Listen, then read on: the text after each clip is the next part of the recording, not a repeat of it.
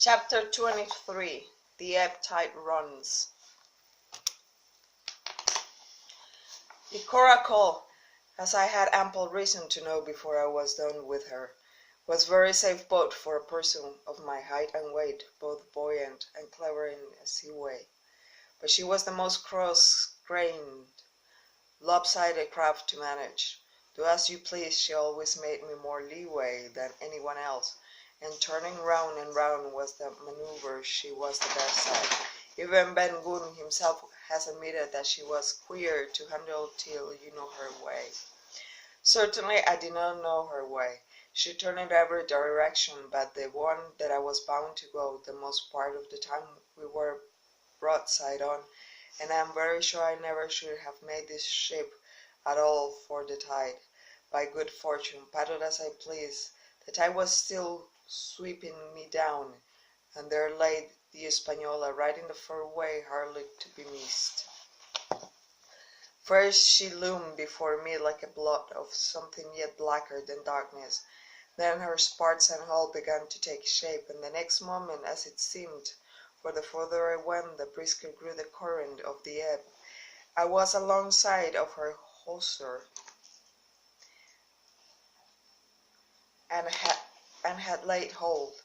The hawser was as taut as a bowstring, so strong she pulled upon her anchor. And round the hull, in the blackness, the rippling current bubbled, and the chatter like a little mountain stream. One cut with my sea gully, and the Española will go humming down the tide. So far so good, but it next occurred to my recollection that a taut hawser, suddenly caught, is a thing as dangerous as a kicking horse. Then to one, if I were too foolhardy as to cut the Española from her anchor, and I and the oracle and the coracle will be not clean off the water. This brought me to a full stop, and if fortune had not again particularly favored me, I should have had abandoned my design. But the light airs which had begun blowing from the south in the south had hauled round after nightfall into the southwest. Just while I was meditating, a puff came, caught the Española, and forced her up into the current. And to my great joy I felt the hawser slacken in my grasp, and the hand by which I held it deep for a second in the water. With that I made my mind up, took out my gully, opened it with my teeth, and cut one with a strand after another, until the vessel only swung by two. Then I let quiet, waiting to see this last, when the strain should be once more lightened by the breath of wind. All this time I had heard the sound of loud voices from the cabin, but to say the truth, my mind had been so entirely taken up with other thoughts that I had scarcely given ear. Now, however, when I had nothing else to do, I began to pay more heed. One I recognized for the coxswain Israel Hands that had been Flint's gunner in former days. The other was, of course, my friend of the red nightcap. Both men were plainly the worst of drink, and they were still drinking. For even while I was listening, one of them, with a drunken cry, opened the stern window and threw out something which I divined to be an empty bottle. But they were only tipsy. It was plain that they were furiously angry. Oaths flew like hailstones, and every now and then there came forth such an explosion that I thought was sure to end in blows. But each time the quarrel passed off, the voices grumbled lower for a while until the next crisis came, and in its turn passed away without result. Que fell.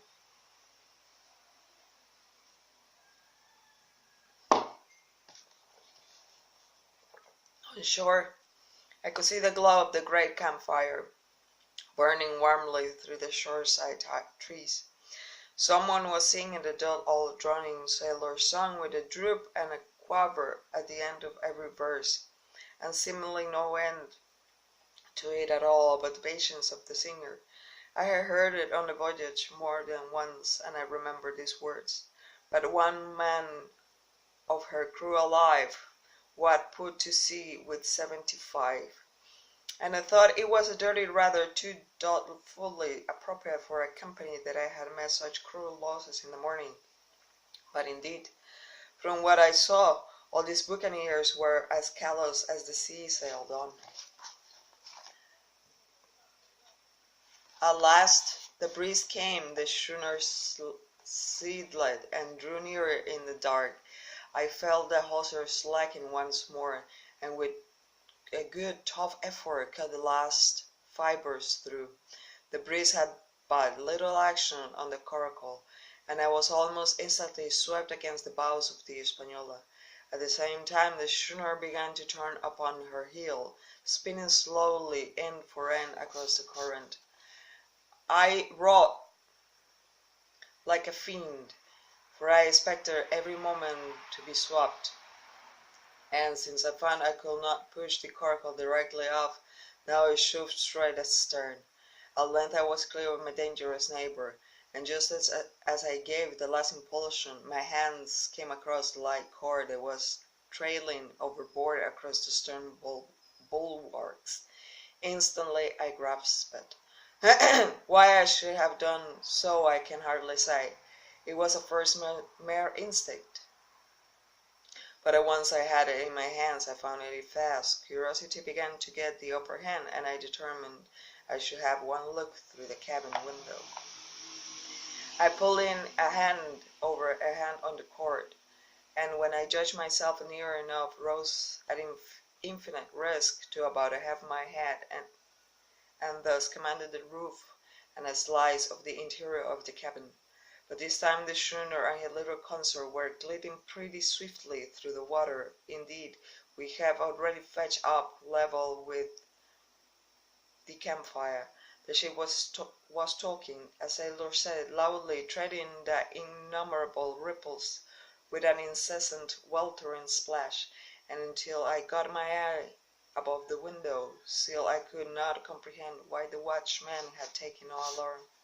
One glass, however, was sufficient, and it was only one glass that I durst take from the unsteady skiff.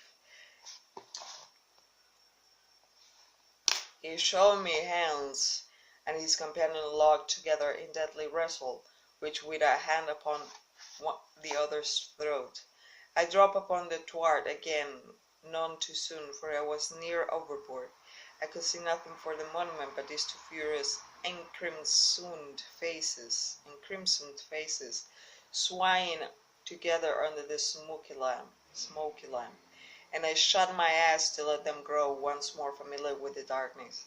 The endless ballad had come to an end at last, and the whole diminished company about the campfire had broken into the chorus I had heard so often. 50 men and a man's of chess, yo-ho-ho, and a bottle of rum. Drink to the devil had done for the rest, yo-ho-ho, and a bottle of rum. I was just thinking how busy drink and the devil were I was just thinking how busy drink and the devil were at that very moment in the cabin of the Española when I was surprised by a sudden lurch of the coracle. At the same moment she yawed sharply and seemed to change her course.